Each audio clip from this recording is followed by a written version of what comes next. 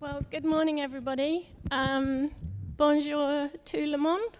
Did I get that right? I might need to practice my pronunciation, but I've got a thumbs up from Stephanie, so there we are.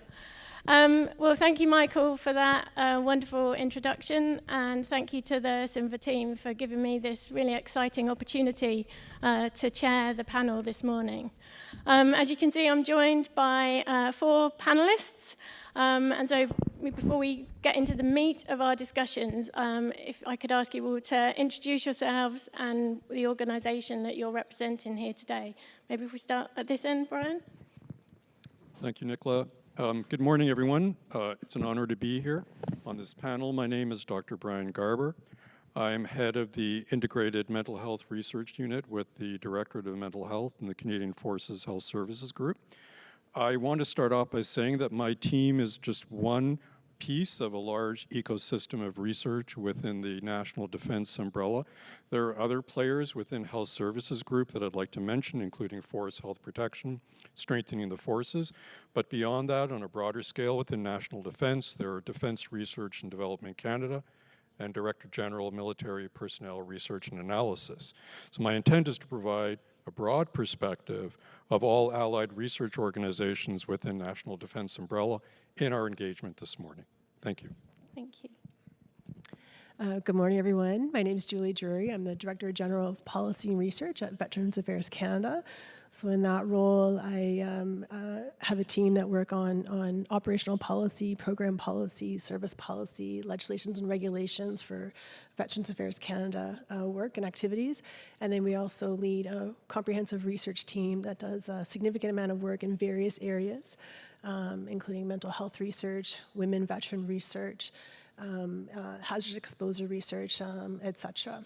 So happy to be here today, and I'll turn it over to my colleague, Jennifer. Good morning, everyone. My name is Jennifer Unger, and I'm the Director of the National Search and Rescue Secretariat within the Emergency Management Branch of Public Safety Canada. It's a real pleasure to be here with you today. Part of my work also involves not only looking after the policy of the search and rescue system in Canada, but also looking after the National Action Plan on post-traumatic stress injuries of public safety personnel. And so I'll be speaking to you from that perspective today. Thank you. G'day folks, my name's Dr. John Lane. I'm the inaugural Chief Psychiatrist for the Department of Veterans Affairs in Australia. I've had 36 years service in our army as a soldier, as a doctor, and then as a psychiatrist, and including a deployment to Afghanistan as well. My interest in research is because I spent 6 years doing a PhD looking at, so my PTSD and experience is from my PhD. So looking at culturally specific, trans-diagnostic, peer-led group programs for stress and trauma. Because my belief as a psychiatrist is that from a clinical perspective, we do not understand and pay enough deference to and the importance of service culture and service identity in the clinical work that we do. And this is what I bring directly to my role as the Chief Psychiatrist with the Department of Veterans Affairs. So not just from the research component, but from the clinical work that we fund and the treatments and services and programs that we offer the veterans in Australia as well. Great, thank you. So you see we've got representation from Canada, but also all the way from Australia. So, John, thank you so much for joining us today. And, we've got representation. We're going to talk about how research fits in for serving personnel, veterans, public safety personnel, and, of course, families. So really the meat of our discussion today is, how do the individuals on the panel use research, or how is research used within their organisations to help inform decision-making to the benefit of the communities that we all are here representing over the next few days. Jen, I wonder if I can turn to you and ask if you could kick us off, really, talking about how you're using research to benefit your community of interest. Yeah, absolutely. And I'll just state right at the outset, the research that is undertaken in this area is absolutely fundamental and crucial to the work that we wish to undertake in terms of supporting Canada's public safety personnel. In the establishment of our action plan, we started first and foremost with looking at the prevalence, and I understand Dr. Nick Carlton is here somewhere, but it was through his work that really helped us to identify and better understand the problem space for public safety personnel. And it's through those efforts that really helped us better understand some of the gaps that we were facing. We also undertook consultations, of course. There was a ministerial roundtable led by the Minister of Public Safety at the time, the Honourable Ralph Goodale, where he engaged and spoke with a variety of different communities within the public safety personnel sector. And I'll just pause here to say public safety personnel includes our police, fire, paramedic, 911 dispatch, borders personnel, as well as corrections, as well as intelligence operators, as well as search and rescue. So quite a wide variety of individuals that are supporting Canada's public safety sector. But in the determination of the action plan and through those consultations, we identified, 3 pillars, and we launched that action plan in 2019. The first and foremost, the main pillar was exactly that, research and data collection. And at the time, what we were seeing is that there was not really a whole lot of work being undertaken. There was a number, and I see some of them here today, there was a number of forward-thinking researchers who had been doing a lot of work in this area. And they started to communicate to us and share with us some of the work that they were doing in this area. And that became sort of the key tenets in terms of the directions that we wanted to take as far as informing that action plan. Today, we're pivoting towards renewing that action plan. It's been 5 years, and we're looking ahead. We're again going back to the community, listening to them. And since the first launch of the action plan, we now have a network of over 100 academics, researchers, and clinicians who have been working in this area. And it's through this work that we'll continue to inform the areas of a renewed action plan. And I'll say as well, as part of that was I've had the opportunity to also be engaged in the Garnet family's work. And to date, we've really been focusing on public safety personnel. And what we're now going to be shifting, inclusive of public safety personnel, but being more inclusive of families as well in that equation. So that would not have happened if it wasn't for the research, the collaboration, the partnership that is being undertaken by you, the researchers that are out there and doing that. So that is informing our policy, that is informing our action plan, which we will be using as a means whereby we hope to actually make change and improve the lives of public safety personnel, including their families. That's fantastic to hear, and great that families are now included within that. So thank you for sharing that. Julie, any examples from your sector where research has played a part positively in decision making? Yeah, thanks, Nicola. So, I think one of the things I really want to iterate, especially coming from the government policy space, is research, data, information are foundational to policy work. And it's a challenge in the government space because things are moving quickly, but research, that analysis, that data information foundation that we try to build, it takes time. And so there's this constant, push and pull in between research and policy and that dynamic, and then also the information that comes out of our programs through evaluation work that feeds back into that cycle. So us all being patient together and working together and letting that research help to build that foundation, incredibly important. One of the spaces that was really consequential to Veterans Affairs Canada was in 2021 in the census, where we were able to include a veteran identifier.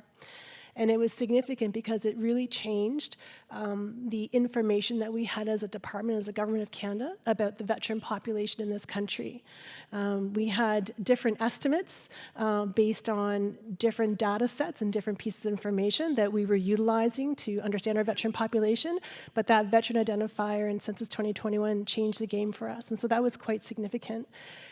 That's led to us better understanding subpopulations of our veteran population, so our Indigenous veterans, women veterans, the Black and racialized veterans, the 2S LGBTQI+ community as well.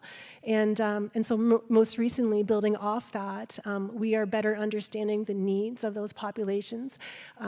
We've had some other interesting work that's been led by our research directorate in the space of a community health needs assessment as well, to understand our veteran population. So that's from the space of understanding their well-being needs, their health needs, their experiences with the programs and services that we provide.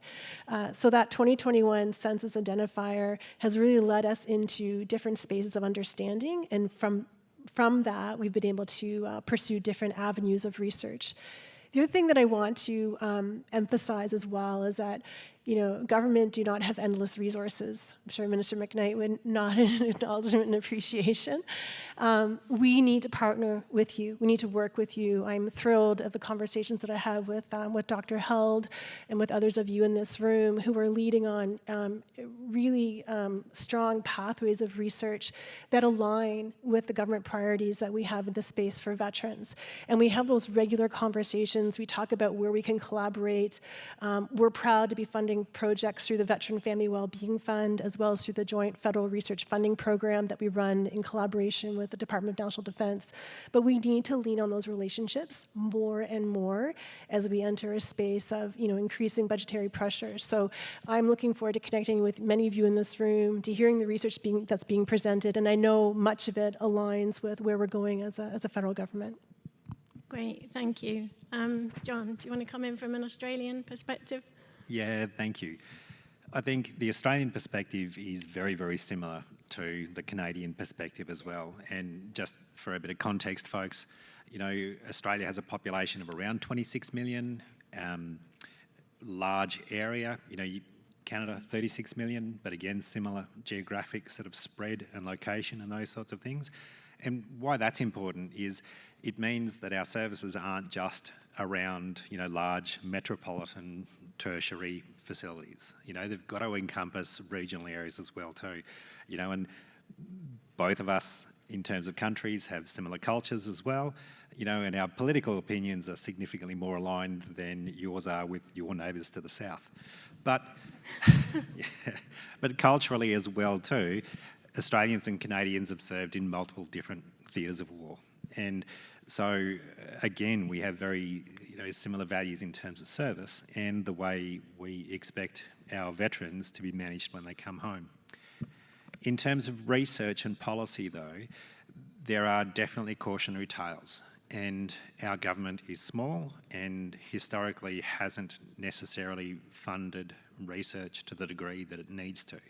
And as an example, over the last 10 years, our two major research funding bodies, the National Medical Research Fund and the National Health and Medical Research Fund and the Medical Research Future Fund, combined have given away $2.5 million for 3 projects in the last 10 years. So yeah, 3 projects, $2.5 million total. That's, in Australian vernacular, that's called SFA, and I'll let you look that one up. But that then becomes problematic because governments, and our government has given funding directly to specific organisations, Phoenix Australia being the primary example, and has just announced $25 million for a Veterans and Family Links research consortia. So that's really good. Because what happens when research and evidence doesn't drive policy, but in fact public opinion drives policy, was really, really clearly seen in what has happened in Australia with medicinal cannabis.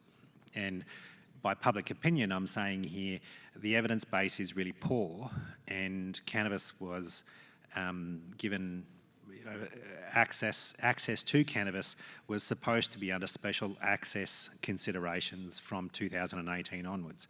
And of course, same as has happened here in Canada, special access became routine, And so in Australia, for example, we are on track to spend more on medicinal cannabis than we spend on veterans seeing their GPs for primary healthcare by the end of the year, which is phenomenally ridiculous. In Australia, what we are doing about that in our Veterans Affairs is going back to research and going back to develop an evidence base to say what is good practice. And so as an example in Australia, and I think the same in here in Canada, is there are no prescribing and deprescribing guidelines. And as a clinician, that is woeful. Can you imagine going to your doctor and getting prescribed a drug where there are no prescribing guidelines, let alone deprescribing guidelines? We're also talking about, in Australia, we don't fund cannabis for mental health, unlike here as well too. And this is because the evidence for cannabis for mental health issues is basically non-existent, and in fact there is significant evidence for adverse outcomes from that as well too. And so by funding guidelines for prescribing and deprescribing, and then developing further evidence around both the nature of medicinal cannabis in terms of strengths, and I'm talking about CBD versus THC and then combined products and that sort of stuff as well too. And then challenging the move in Australia, which has been driven by business models that market directly to veterans, to go from CBD and then combined CBD, THC, and then to rather rapidly move to high concentration and high dose THC. So again, developing the evidence base that we, as the policymakers, can point to say that's not a good thing for our veterans to have. And so without research, that just couldn't happen. And so it really emphasises, from a policy perspective and a government perspective, that we need to be driving good research that gives us evidence that we can form policy on, rather than being driven by public opinion. Thanks, John. Brian, how do you kind of balance that, the research evidence versus public opinion and the kind of, the good ideas that come through the door? How do you kind of navigate that? Yeah, well, I would say, and my reflections here will be maybe more focused on the work that's done within health services groups. So I think it's fair to say that research evidence is built into most of the substantial decisions regarding programs, policies, and delivery of care. For those people who don't know, the Canadian Forces Health Services is responsible for comprehensive health care for all eligible members of the Canadian Armed Forces. And there are a variety of different mechanisms in which that decision-making goes in. The challenge, of course, comes in terms of the immediacy of the information requirement. So some decisions require information now. And the problem for researchers in that is that research evidence cannot be generated within short timeframes.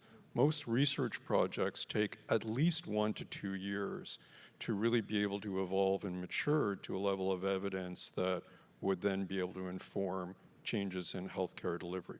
In some instances, that can be done quickly. So for instance, there may be adequate information out there that needs to be resynthesized through systematic reviews or meta-analysis, and in some instances that's possible and can deliver the information within a short time frame.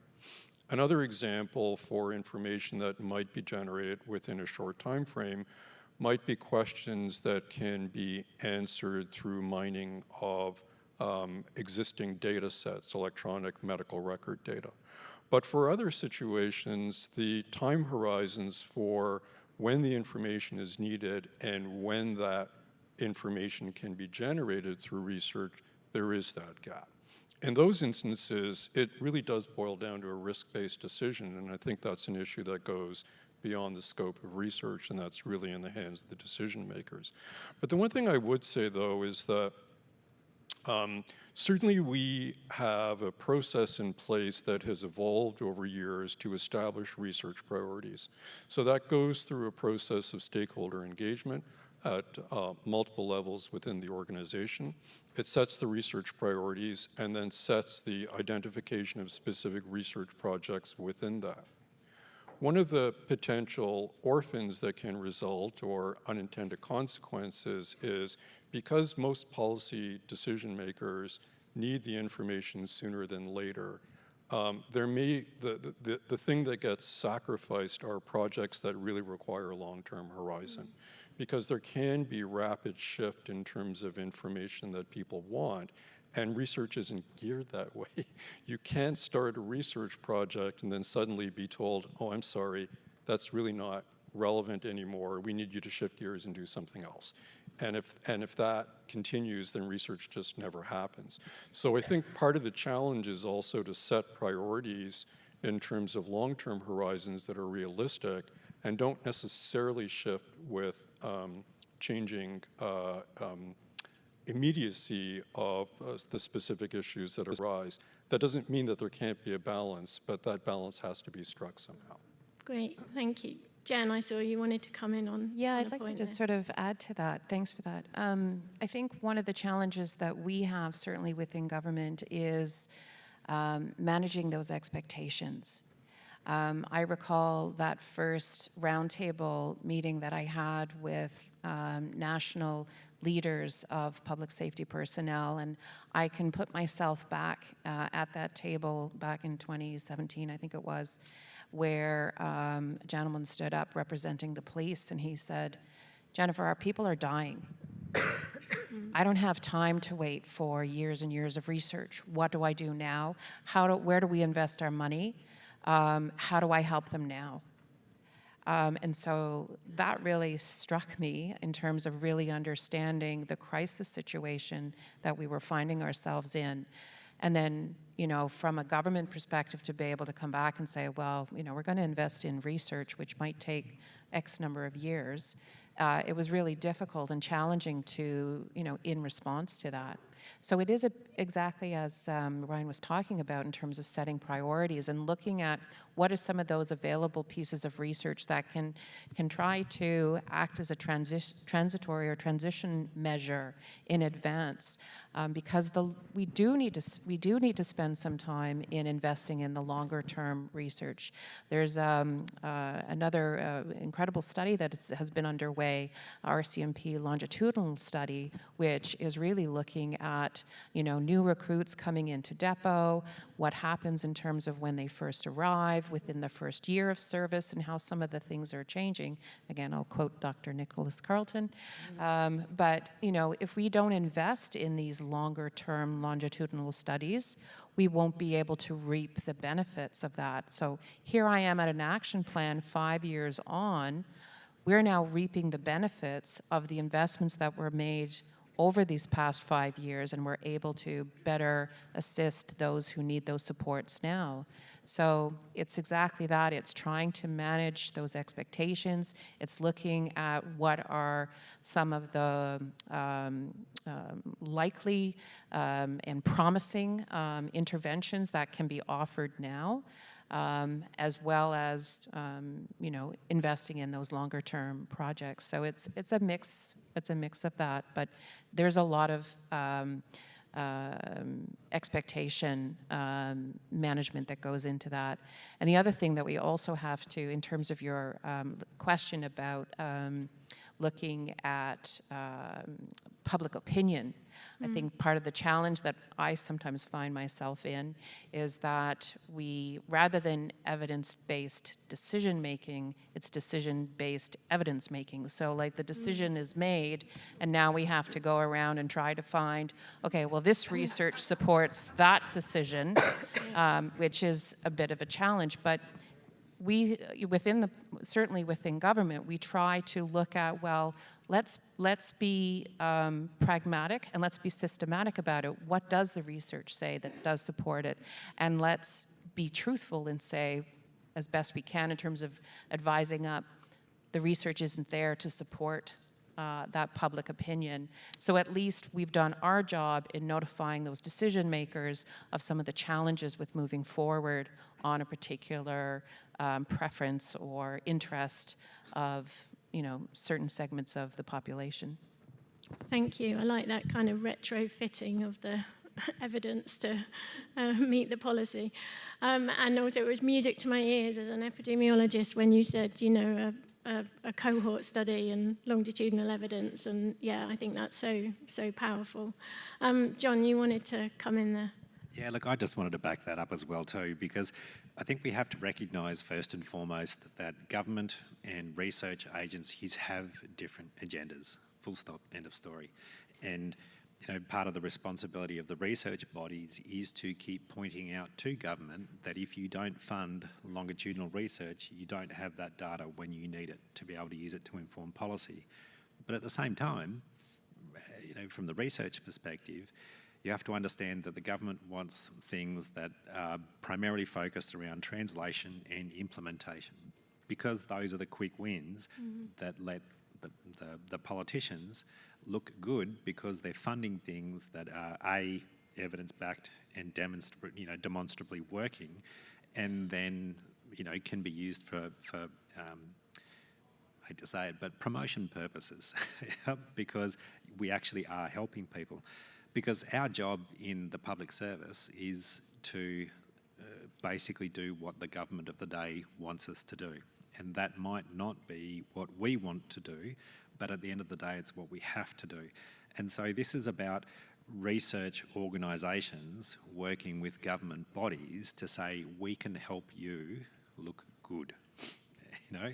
And that's something that I think sometimes gets lost, you know, and that by the same token, you can do that from the government perspective by going, what is it that we do in terms of programs that we fund, and where's the evidence for those that they actually work and they work really well? Or vice versa, dear government member, you are throwing your money away because there's no evidence of any benefit for any of this as well too. And one of the things we're moving towards in our Veterans Affairs is to actually start broadening the criteria for which we fund programs, but then in return demanding evidence of outcomes. And that means from our government perspective, we've had to fight for funding for evaluation, because government departments don't have the staff or the expertise to actually do the evaluation component. So there's good funding for a research body to do evaluations to demonstrate, you know, the outcomes of the programs that we're actually funding. And that's research in a nutshell, but it's government and research working hand in hand to actually benefit, you know, the communities that we represent. Thank you. Julie, is it a brief response to that? And then, because we are running out of time. But, yeah. I'll be really fast. I just want to build on everyone's comments. I think one of the things that helps bridge that gap between research and government is how we share that information. And I think that's something we have to work on as a community to do better at. So we use the terms knowledge translation, knowledge mobilization, and they're big, scary terms. And people don't actually understand necessarily what it means. But fundamentally, what is the research telling that program area? What's it telling that policy team? What's it telling that service delivery area or the people who are working in field operations with the veterans themselves? So there are a number of tools that we've developed within Veterans Affairs Canada, and again, coming out of our research team, interactive dashboards that mobilize research, information, data into a space where our program teams can engage with that information and learn about the programs and services that they're delivering and the impact they're having through that information that is included in the dashboard that our research team supports and develops.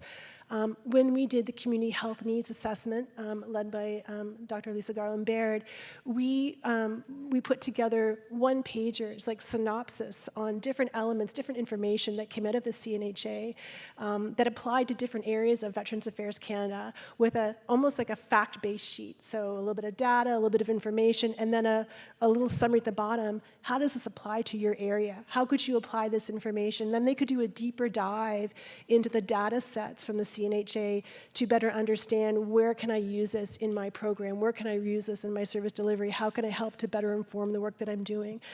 So there are tools and ways of us mobilizing that information, and I think that's going to help to bridge that gap that we're all talking about, that research is really important. Research takes time. We have to invest in it, but we have to bring people to the research and help them understand the value of it. And I think by using those knowledge mobilization, knowledge translation tools, and helping lay people who aren't necessarily deep dived into research, helping them understand the value of it and the impact it has for them in real time is incredibly important. So a challenge that I'll leave with this group for today.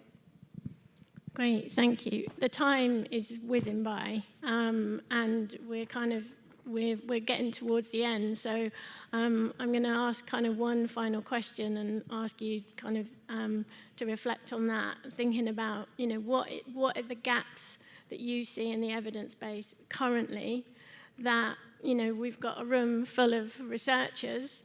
What should we be researching that is going to help you do your jobs for the benefit of the communities that we're supporting? Brian, do you want to kick us off? Yes, so again, I think this will be really focused on my area of interest. A lot of the work that my group did on military mental health has been epidemiologic, and I think in the span of 15 or 20 odd years, we have a lot of information about determinants of disease. Where we really desperately need information is about clinically related research. We need to really evolve that area. And the other area that I think is really, really critical, and that moves into the knowledge translation, not so much the dissemination, but the translation, is we know that there are certain practices which are beneficial, and yet practitioners seem, for a variety of reasons, reticent or unwilling to engage in that. And we don't really understand why. And so this whole burgeoning area of implementation science to better understand decision-making on the part of clinicians to adopt and utilize evidence-based care, I think, is a critical gap that should be closed. Thank you. Julie? You asked us to come up with one sentence in answer to that question, so I came up with one sentence, but I'll add to it. So I think for us at Veterans Affairs, it's continuing to understand fundamentally our veteran population. So I'll mention it again, the census in 2021 and the census coming up, I believe it's 2026, another veteran identifier has been included, the Canadian Veteran Health Survey. Those types of data sets are incredibly important for us to understand our population, and as we learn more about them, we're learning about those specific needs of subgroups of the veteran population. So continue to expand and build upon that information, incredibly important for Veterans Affairs. Thank you. Jen?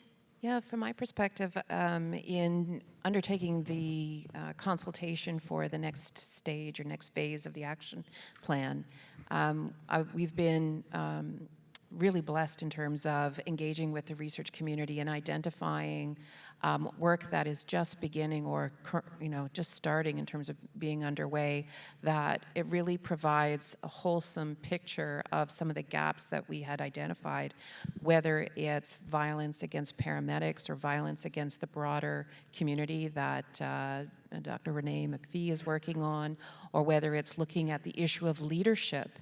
Leaders within the public safety personnel community and the stigma associated with actually taking care of themselves. They're so accustomed with looking after the team and making sure the team is functioning, but there's still some stigma associated with them taking that space out, and what does that mean for them.